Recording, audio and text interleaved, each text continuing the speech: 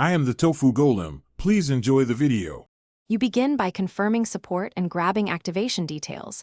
Once done, open Settings and tap Cellular. You need to add a second plan now. Tap Add Cellular Plan, scan the carrier QR, or use the carrier app to install the eSIM. Make sure each plan shows a label. This helps you pick numbers later. You'll pause here briefly to accept carrier terms and complete activation. Do that, then return to Settings to continue configuring lines.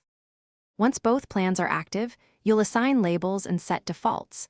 This tells iPhone which line you use for calls, messages, and data.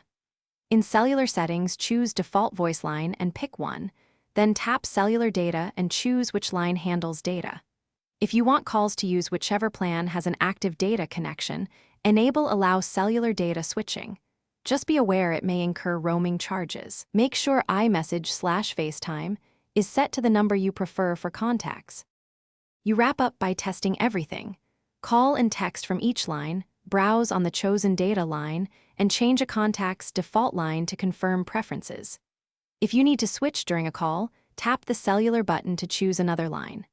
If something goes wrong, no signal or activation fails, restart the iPhone first, check for carrier settings updates, and as a last resort reset network settings. This often clears provisioning errors and restores dual SIM functionality. Thanks for watching. Consider subscribing if we helped you today.